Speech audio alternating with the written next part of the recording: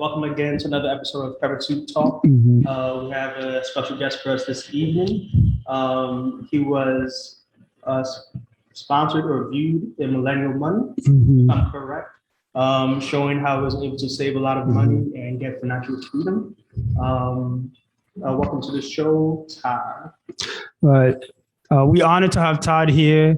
Again, Todd, you wear like multiple hats. It's kind of hard to describe what exactly that you do, but you just basically focus on real estate investor, YouTuber.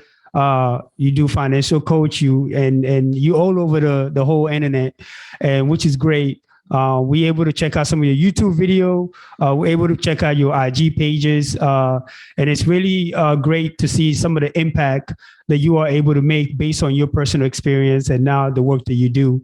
And it's amazing to see some of the feedback that you're getting from people by them following your guidance. So we're excited to have you here. So for our viewers, tell us a little bit about who you are and where you're from and, how this whole thing started and what do you do? Awesome. Thank you. Well, thank you both for having me on the show. I'm a fan of the podcast, so I was very excited when I got your invitation to come on the show today. So super stoked about that. And there was a very nice intro you gave me. So, basically I have sort of a common story. I grew up basically raised by a poor family, single mother, raised 3 kids by herself. And at a very early age, I knew that I wanted something different for my future family.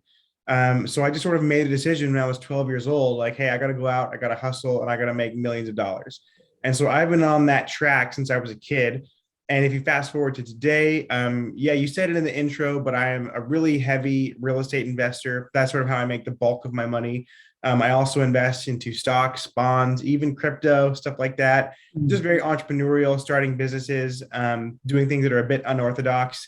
Through all of that, despite the way I grew up, I became a multimillionaire in my 20s. And I'm 29 now. And if I wanted to, I could retire today and never have to work again. So I feel very blessed and very fortunate to be where I am today. Well, that's great, Todd. So it's like you in your 20s and you actually have made some really great investment. So talk to us about, to our viewers, how this whole thing started. And I read a little bit about like how you quit your job and then you just decided to actually start to make certain investment. Talk to us a little bit about that. Yeah. And sure. what was that? Awesome. So, I dropped out of college when I was 22 to pursue a sales job. And with that sales job, I was lucky enough to be making over $100,000 pretty quickly after dropping out of school. And I pretty much took every penny that I could and I started buying real estate. And it wasn't too long that the money I was making from real estate was actually more money than what I was getting from my job.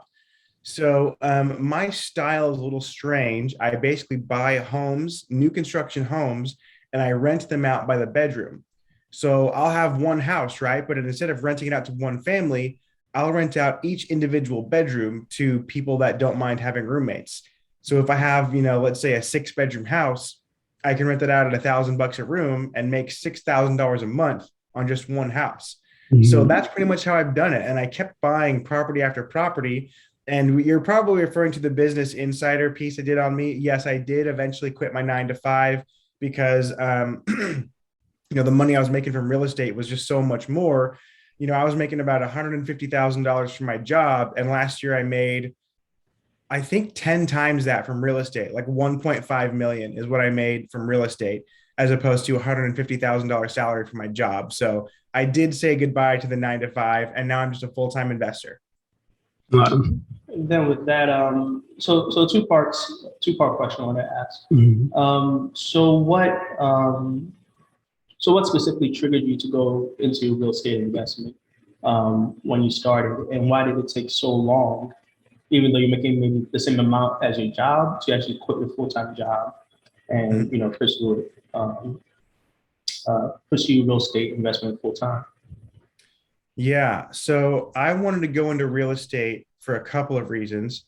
The first one was when I was 15, I started a landscaping business. And one of my clients was a guy who, I basically did his house, like mowed the lawn, chopped the wood, all that stuff. And he was like, okay, you did a great job here. Can you go do it at my other house? And I was like, other house? Like I was poor. Like I didn't know that people owned more than one houses. And I found out that this guy owns a bunch of rental properties and he owned like half the town that I grew up in. And so I was like, man, that seems pretty cool. And then I read Robert Kiyosaki's Rich Dad Poor Dad, learned about real estate, learned how you can leverage it. So that's what made me want to get into real estate in the first place. So I ended up buying my first house when I was 23. And then I actually didn't quit my 9 to 5 until I was 28. So it only really took me 5 years of investing in real estate and, buying properties before I could actually leave that job. And with that, how much, so two things again. With that, how much you say you was saving heavily once you quit your job? Like what percentage of your paycheck were you saving? And then so at 28, what was the equivalent? Let's say you're making 150 at your job. How much were you making at real estate when you decided to leave? So when I first started this journey, I was saving like 80% of my income. By the time I actually quit my job, I was saving pretty much everything that I didn't have to pay in taxes because I was making so much from real estate. And when I say saving, that means I was deploying it to either invest in other properties or to invest in stocks or whatever. I wasn't just stuffing it under my mattress. But so yeah, my salary was 150,000 and I was making commission. So maybe around 200,000 total.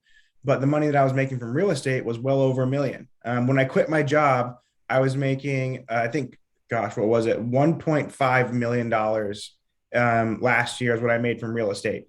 So at that point, it's like, there's no reason to go have a job that I don't necessarily love when I can make over $1 million doing my own thing. Wow. So, Todd, I'm just so happy to hear your story. Especially coming from a poor background to, they're making certain like career decisions that have allowed you to be successful. And I know sometimes we look at success in terms of monetary, but however, like that's really not the case. And some people might look at your sort of story and they might just think that I need to jump into real estate because this is a quick way to get rich. But talk a little bit about what are some of the misconceptions about people have about real estate investment? Yeah, I would say that I got really lucky that it worked out for me this quickly. I do think if you invest in real estate, you're going to get rich. But real estate is the get rich slow business. You get rich over time, usually. I happen to be incredibly lucky that I bought my first property in 2015 and I kept buying houses after that. And from 2015 to the time we're recording this podcast, the prices of real estate have gone absolutely through the roof. Mm-hmm. So, I bought a house for $500,000 in 2016 and I sold that house in 2021 for $875,000. So $375,000 in appreciation in just a few years, not to mention I was renting it out by the bedroom, getting $6,000 a month the entire time I owned it, right? So I was able to make so much money off of that one transaction because of the sort of unprecedented time that we bought. Now, even if I didn't get lucky with that, I still would have made money. It just would have taken a longer time. And because of my strategy of renting it by the bedroom, I still would have had the same cash flow. Just the appreciation normally would have taken a longer time. But I mean, I think real estate, specifically house hacking, is probably the best way to get started, because what house hacking is you buy a house for you to live in. If it's a single family home, then you rent out the other bedrooms to offset your mortgage. If it's a small multifamily, like a duplex or a triplex or a fourplex, you live in one of the units and you rent out the other units to offset that mortgage payment. So it basically, with house hacking, it takes your largest expense, which is housing, and it makes it zero, because you're living for free because your tenants or your roommates are paying your mortgage for you.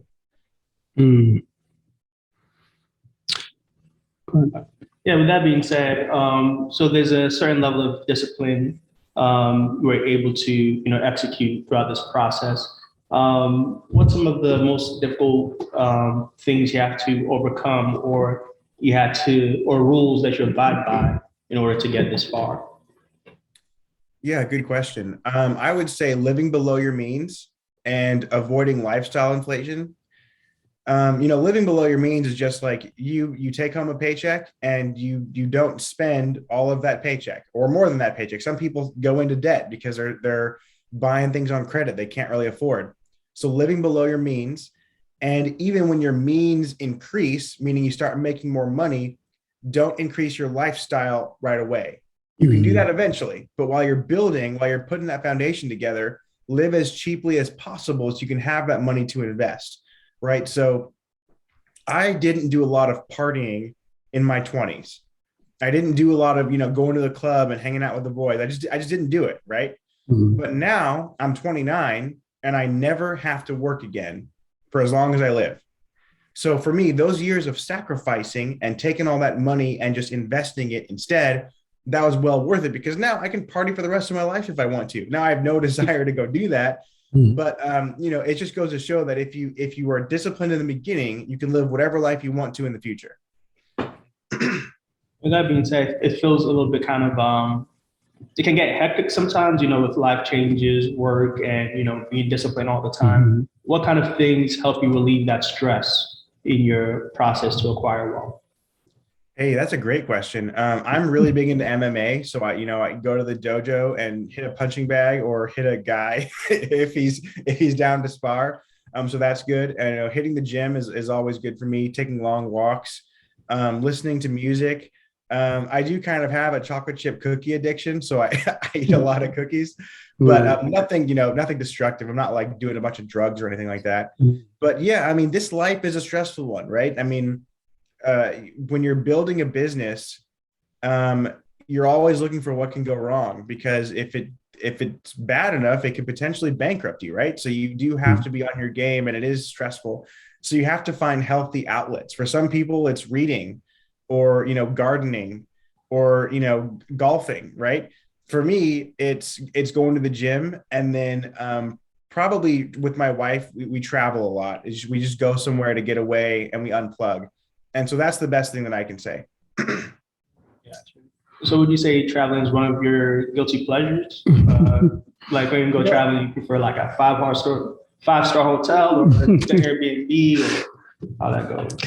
Yeah, traveling is definitely a pleasure of mine, although I don't say that I feel guilty about it. Right. I didn't travel a lot in the beginning, but now that we can, we go all the time. And when we travel, we do like we do stay at the nicer places, right? Like, and I fly in the comfy seats on the airplane, and yeah, the hotel is awesome. So stuff like that, and it's because not only can I afford it, but I'm making more money in passive income that day than what I'm spending on travel, right? So it's like, Mhm. well, if I go, let's say I go traveling, right, and I spend, I don't know, $1,000 a day or whatever it is, so that could be 30,000 in a month.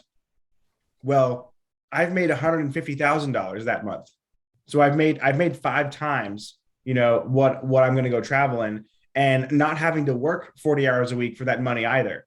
So I avoid I still live below my means, but Mhm. my means now are so far increased where it's like, you know, so I'll actually give you an example. I think last year, 2021, I think we spent around $50,000 on vacationing. So 50 grand. And that was amongst a few vacations and, taking family out and going to Hawaii and all that stuff, Mhm. right? So we spent 50,000. 50,000 is one half of 1 month of my income. So take 1 month, divide it in two. That's what we spend on travel for the whole year. So that would be like someone who makes 5 grand a month spending $2,500 for the entire year on travel. Mhm. Those are pretty good ratios, right? You make 60 Right. grand a year, you spend $2,500 of that on vacations.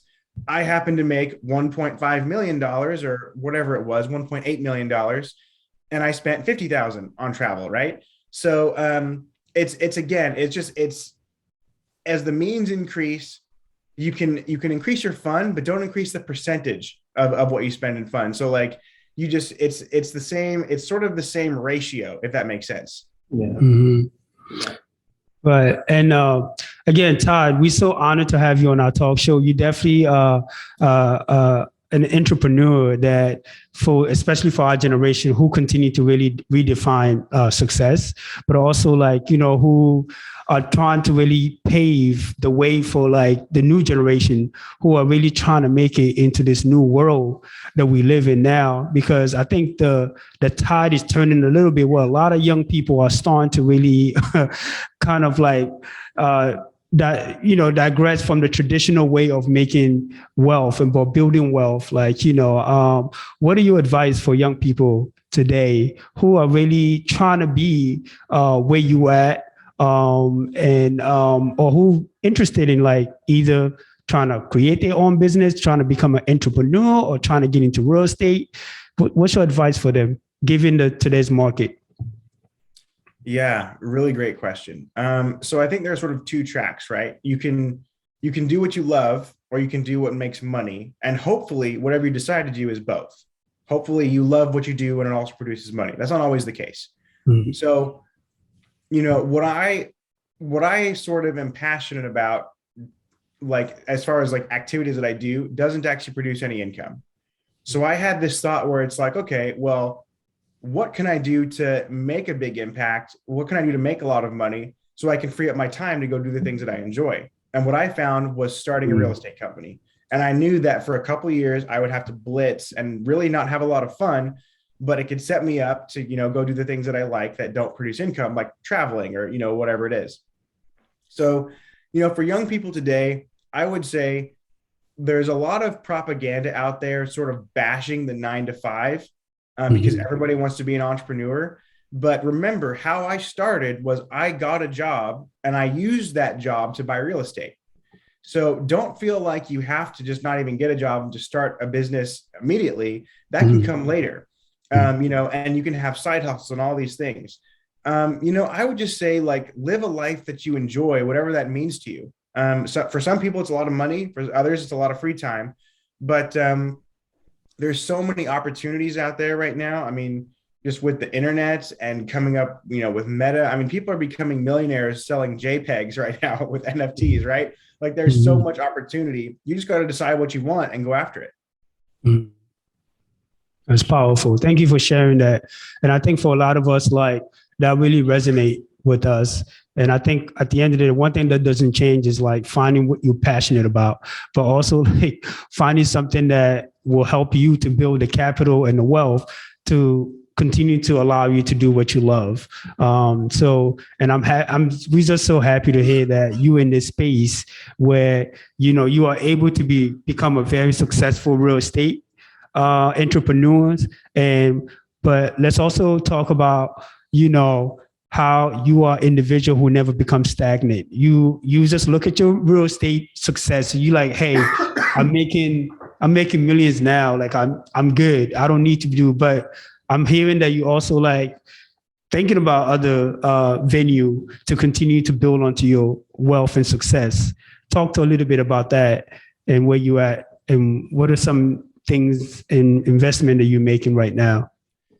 Yeah, I'm an ambitious guy. I never want to feel stagnant. I never want to feel like I'm not doing something. So I think my goals are way too lofty, and I would be bored. Like, I think I'd be bored if I didn't have something going on. So, it's not for everybody, but in my heart, I'm a hustler. And so I'm always looking for the next business to start or the next real estate deal to invest in. So it excites me, like, I love building businesses and I love acquiring property. So again, if you can find something that you love, that's also lucrative, that's a recipe for a really good life. That's good. So I guess to build onto that, if you could expand, like, in addition to being like, in real estate, which is like still your main energy where you invest most of your time, you're also talking about, investing in Bitcoin or any other business. So talk to a little bit about that. Yeah, absolutely. So I do have Bitcoin. I also have Ether and Dogecoin. I have gosh, I think about 1 million shares in Shiba Inu. So and that's kind of cool. I did just buy my first NFT. But honestly, I'm really big in the stock market too. Just like, S&P 500 index funds, got a lot of money in that. That just gets, 10% return per year on average. So that's pretty good. I think it's important to diversify, get a lot of other investments and other revenue streams. I think it was Warren Buffett or something that said that the average millionaire has 7 income streams. And that's true. You have money coming at you from all different directions. So yeah, just diversifying where your money comes from. That way, if something tanks, you have 6 other things going on. So like, what if the real estate market tanks? That would suck, right? Except for me, I've got 6 other streams of revenue, whether it's cryptocurrency or, like YouTube revenue or opportunities to go on television, dividends that I make from stocks, right? So there are always these other things that I can go into if one of those falls apart. If you can break down your portfolio a little bit. So we know your bread and butter is real estate. Let me say the top, or list your 7 streams of income from, I guess, most important or the one that, fuels the wheel the most to the least, just to get a higher depth or a high view perspective. For sure. So real estate is obviously the biggest one. That, Right. I mean, the last year real estate brought in so much money, with rental income of about 40,000 per month. And then also doing like wholesale deals or real estate or selling real estate, that brought in another 100,000 a month last year. My like job that I no longer have, but at the time it was bringing me in like 13,000 per month. I have about $1.3 million in the stock market right now. And, that goes up in value by 6 figures a year, but the dividends that it pays me are around 30 to 40,000 per year. So that's pretty cool. Then there's spots with television. I actually have a non-disclosure, so I can't talk too much about television, but I have this TV deal that I'm working on where I should be making a boatload of money in a very short amount of time on a television show. So that'll be cool. And then I'm also a secret shopper, which is just basically a way to get free food and entertainment. You basically just like pose as a normal customer, fill out a report, then they pay you. And that brings me in some money. And then, YouTube ads are very small at this point because my YouTube channel just pretty much started not that long ago and I only have 13,000 subscribers.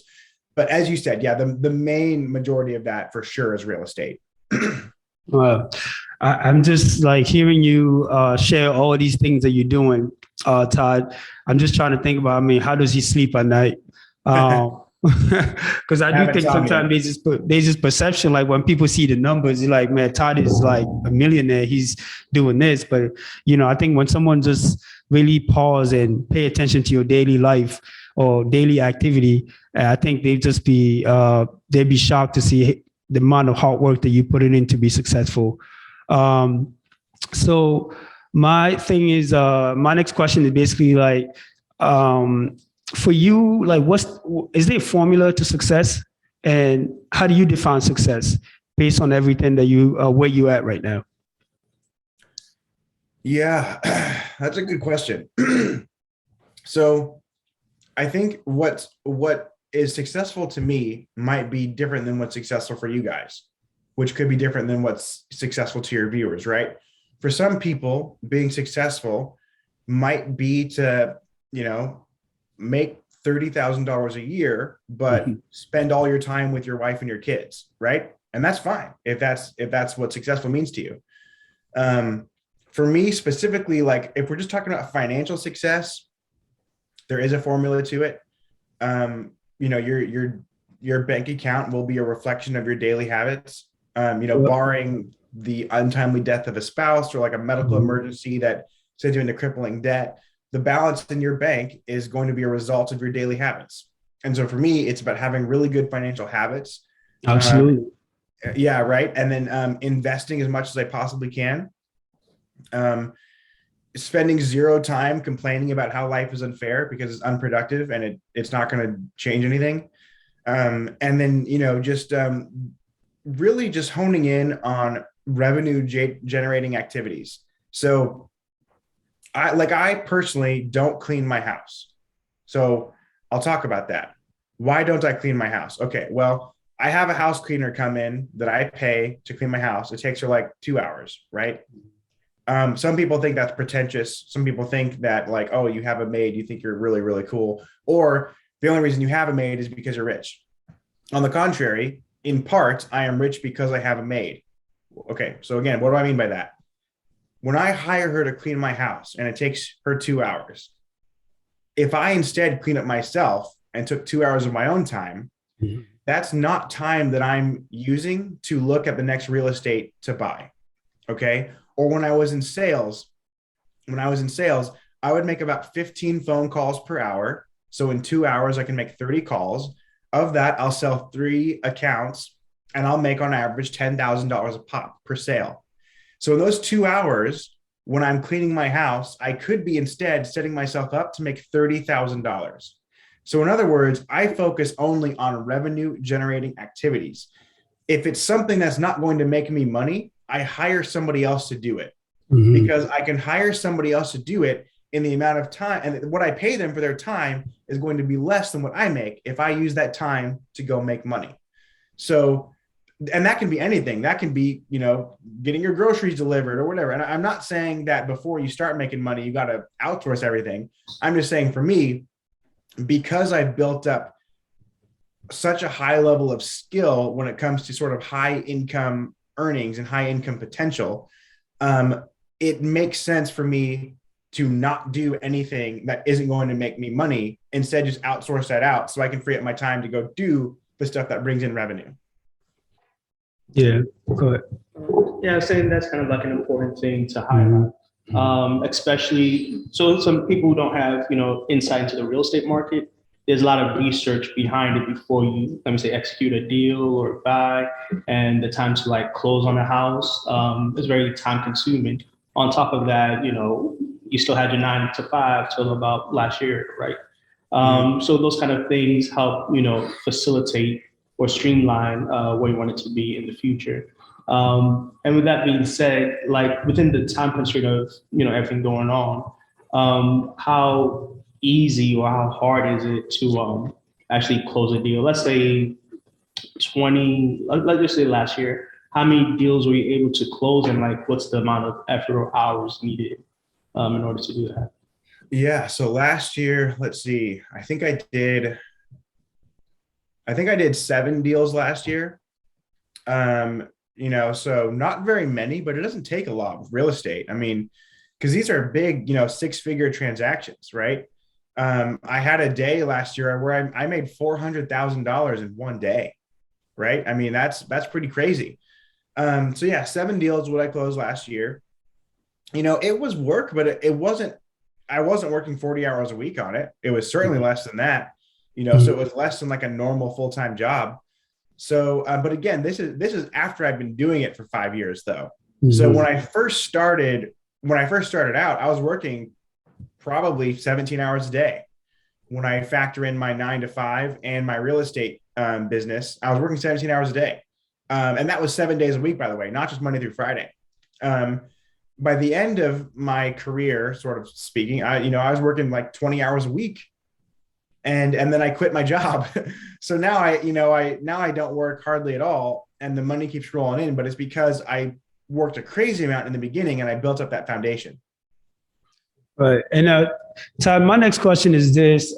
Again, we want to thank you again for coming on our talk show. We're very honored for you to be able to be vulnerable with us and just being transparent and sharing your formula, your experience to be successful. And I hope that our viewers also are paying close attention to what you are sharing because, at the end of the day, it's again, this is a space that we're creating to make sure our next generation are able to make decisions based on having incredible people like you come and share their stories with us. You're a real estate investor and looking at the numbers, you are incredibly successful. And like you say, I know you're saying you're lucky. I think for me, that's a way of you being humble. But we know the tremendous time that goes into and decision making because one wrong decisions could actually turn your success upside down. So share with us, what is one of your biggest fear and how do you manage your fear as an entrepreneur? Yeah, I'm not really afraid of like losing it all because I know I have the skills and ability to build it back up again. Like if I lost everything today, I think I'd be a millionaire again in 3 years. That's just, and I guess I could be wrong, but that's how confident I am in my ability to do this. I would say really honestly, my biggest fear is not taking enough chance or risk or leaving this earth with regrets, because I don't want to be 94 years old on my deathbed thinking about all of the stuff I should have done in my life, all of the risks I should have taken. And so I'm sort of like going, I'm leaving nothing out there, right? Like I have a beautiful wife. We're going to have a family. I'm going to have all of that stuff. We're going to travel. We're going to do everything that we want to do because, and I guess no one knows what happens when you die. Like there's a lot of people believe certain things, but nobody knows for a fact. And I don't know what's going to happen. I don't know if there's a, reincarnation or an afterlife or whatever it is. So I'm just feeling like, hey, this is it. Like, this is my life. And I got to go do everything that I want to do in this life, right? I got to go get it today because there's really no guarantee. So that it really is my biggest fear. It's to not live my full potential and to have regrets when I leave this place. And so I'm living my life every day to make sure that I do reach my potential and that I don't have any regrets. And with that,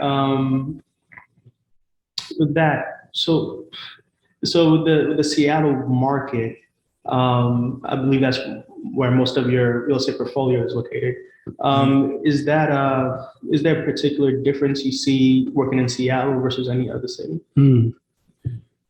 Seattle is a very expensive market, and it works very well for my rent by the room strategy. If you're just going to buy, regular houses to rent them out the traditional way to like a family or something, it's going to be really hard to make that cash flow in Seattle. It's probably a bad financial decision. So where I am works very well for the room rentals.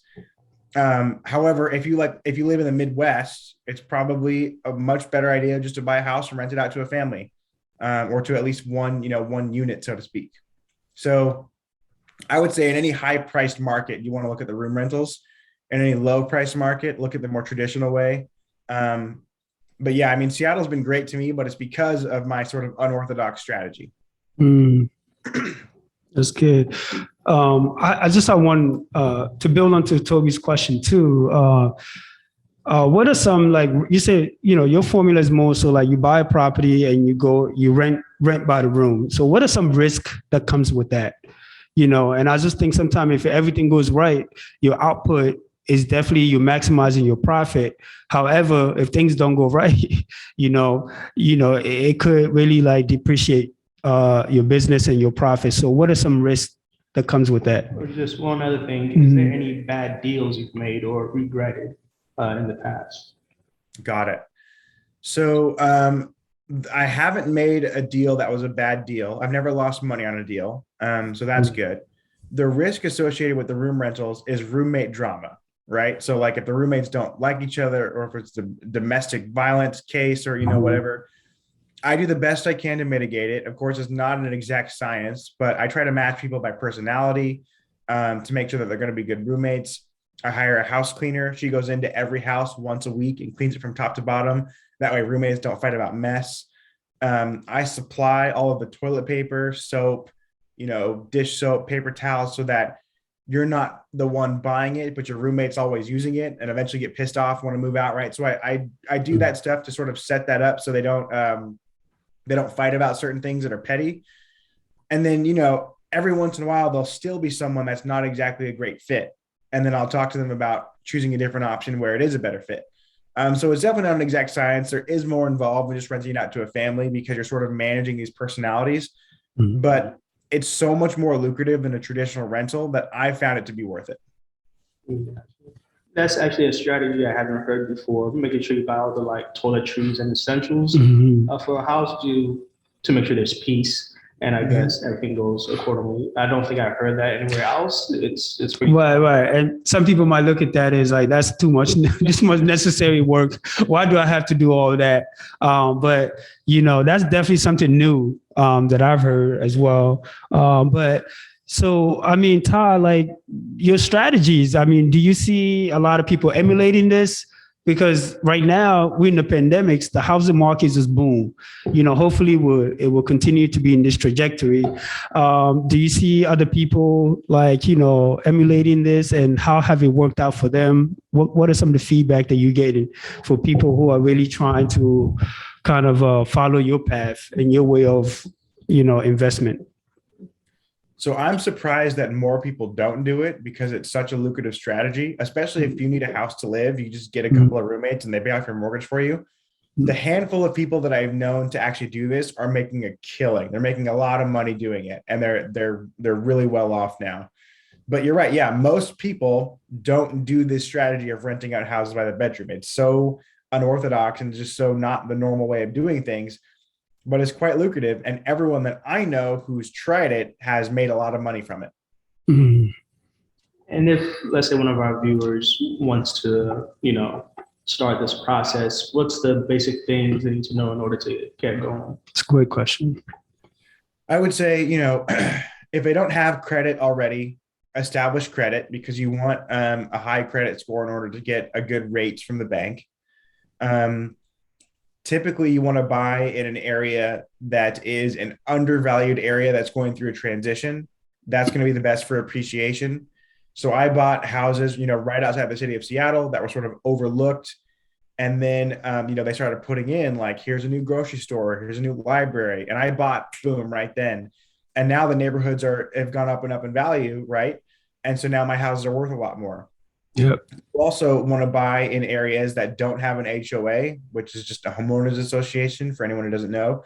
The reason why is because a lot of HOAs don't allow rentals or don't allow like multiple cars to be parked in the driveway. And if you're going to be renting out 6 bedrooms, you need a spot for every tenant, right? And that actually leads me to the next one, which is buy a house with great parking. Because again, if you're renting out 6 or 8 bedrooms, everybody needs a parking spot. So bigger lots. I don't love street parking. I like bigger lots, so everybody has a spot. And then the last thing is buying a house with a really good bedroom to bathroom ratio. You don't want a 7-bedroom, 1-bathroom house, right? Where there's 7 people sharing 1 bathroom. You want to get no more than 3 people to a bathroom. And even 3, it's better if it's 2, but even 3 is like, I'll do that one. I have a house where 3 people share a bathroom, but that's like, you don't want to go more than that, right? So a good bedroom to bathroom ratio. That's good. So I noticed that you also out sort of doing YouTube. I check out your Instagram. You posting a lot of advice and things about how people could make better decision when it comes to managing their money or making investment. Tell us a little bit about and you also mentioned that you had a TV deal. Tell us a little bit about what sort of your mindset around trying to leverage on these platforms to really build, or connect with more people. Tell us a little bit about your intention behind that, and and where and how do you see that sort of impacting you and also your business? Yeah, I mean, my intention was really just to teach. I wanted to teach financial literacy for free because it's not taught in school. And oftentimes when you want to learn it, it costs a lot of money. One sec, I might cough. Yeah. So, I wanted a place where people could come and learn this stuff for free and, not have it behind a $5,000 paywall to get the secrets of getting rich, right? The networking was sort of a natural consequence of that. Like being on Instagram is, that's in part how I met you guys, right? And that's how I've gone on other podcasts and shows and stuff. So I didn't actually start on Instagram or YouTube really in order to get to a next level or in order to network or, it really wasn't like a self-serving event that I was doing. I just wanted to teach, I find a free way to teach people. And the best way that I thought to do that was in video format on YouTube. That's just sort of how it works. And most of my YouTube videos are less than 8 minutes, meaning they don't even qualify for mid-roll ad revenue. So I'm not making a lot of money from YouTube. I'm making a very minimal amount in ad revenue. It's kind of inconsequential. So my motivation was just a free place where anyone could tune in to learn financial education. And so far, the people that subscribe to me have really enjoyed it. The people that don't subscribe to me but have seen me, it's split. They either hate me for what I'm putting out because they don't like that I'm preaching financial education, or they're learning something. There's not a whole lot of in between. And I can deal with the hate as long as it serves one person. If I'm teaching one person and I'm benefiting one person's life, I don't care if 100 people hate me. At the end of the day, I've done my job. All right. Todd, thank you so much for doing that, because I just feel like financial literacy is so important. And sometimes given everything that we learn, we go to school for 8 years and 10 years of our life. And then you get to a certain point in your life where you're just like, how come I didn't learn this? And especially in your 20s, financial literacy is crucial, because it's going to be that building block to building wealth. And I think one of your posts that I saw on your social media page on IG, you mentioned that, the wealth that you're building right now, you're building this for your kids, so that they don't have to sort of like experience like trauma. They don't have to experience it. Talk a little bit about what do you mean by that? And why is that so important to you to really think about like the wealth that you're building now? You're not only building this for yourself, but for your future generations. Yeah. Generational wealth. There's not a whole lot of people out there that look like the three of us that have generational wealth or are creating generational wealth. I want my kids to inherit businesses and properties and land and stocks, right? I have no interest in wasting all of my money on nonsense. I am planting seeds today so that my grandchildren will enjoy the shade, right? I'm doing things right now that even I won't see the full benefit of, because it'll be after I'm gone, but it's important to do. So it is important to me to create generational wealth and pass down a legacy to my children and to my children's children, right? Because I want to change my family history. I want to change my family tree. And I think it's important. I think not that I know adversity builds character, and not that my kids won't have any sort of struggles, they will, but a financial struggle is one that they will never know. And if I'm not building it for my children, it's like, what's the point, right? What's the point to just make a bunch of money and then blow it on boats and hoes or whatever, right? If you're not building a legacy for your kids. So that's a huge driver for me. Go ahead, Toby. Yeah, so that's very deep. And it's not something easy to accomplish. And with that being said, like where do you see the business of Todd Baldwin in like 5 years? And what's like the bigger or the greater picture or purpose of all the ventures and things you're approaching right now? In 5 years, I'll be 34 years old. Hopefully I'll be making $5 million a year. And hopefully I will have a couple of kids. And I will be spending the vast majority of my free time with my wife, with my children, traveling the world, hanging out, doing fun stuff, and hopefully teaching as many people for free along the way. Yeah. Again, Todd, we're just so happy to have you. You really sharing things with us here right now that not only resonate with Toby and myself, but for a lot of our viewers, especially like this, for me, like there's this concept, like they share with us when you're young, there's this idea, live for the moment, but you got to actually like live for like the future, and so you definitely, changing the game right now. And thank you for continuing to pave the path for a lot of us. Like you say, it's not a lot of people, when you look at millionaires, or especially you being young and being a person of color, it's not something like what we often see as person of who is actually successful. So I just want to say that that's actually like inspirational. You're an inspiration to so many people. And I'm excited to, like Toby said, like where you're going to be in 5 years. So we definitely plan to have you back on the talk show. Yes. As you know, we get into a little bit of to the home stretch here. And one of the things that we always ask our guests is, and I think you already touched on some of this, is like, if you could look at 8-year-old version of Todd sitting in front of you right now, what advice would you have for him? Yeah, great question. And first, let me just say thank you for that compliment. That means a lot to me. It really does. If I saw the 8-year-old Todd right here today, 8-year-old Todd was raised in a house with a single mother and had come from some trauma where, the biological father, beat the mother. And I would tell that kid, keep going. It's going to get better. You're going to get out of this and you're going to build an incredible life for your family. And, this moment, this pain that you've experienced, this will not define you. And hopefully that kid would take the advice and run with it and make something happen. It's powerful. Thank you. Yeah. Cool. No, I'm good. Toby has no more questions, Todd. He has no more question for you. So that means you almost have honestly answered most of our questions. And again, it's such an honor to have you on the talk show. We want to leave it up with you. Is there anything else that we haven't asked and talked about that you want to leave with our viewers? I've said this on a few podcasts that I've gone on, and I'll just repeat it here. And for anyone out there that's scared to get into real estate or scared to start that Shopify business or whatever it is, scared to jump into the next level, just remember, there are people out there with half of your talent and half of your intelligence that are living the life that you want to live. Because while you're waiting for the right moment or you're scared of thinking about it, they just went out there and did it. So at some point, you got to get off the sidelines and you got to get in the game and start playing, because you got one life and this is it.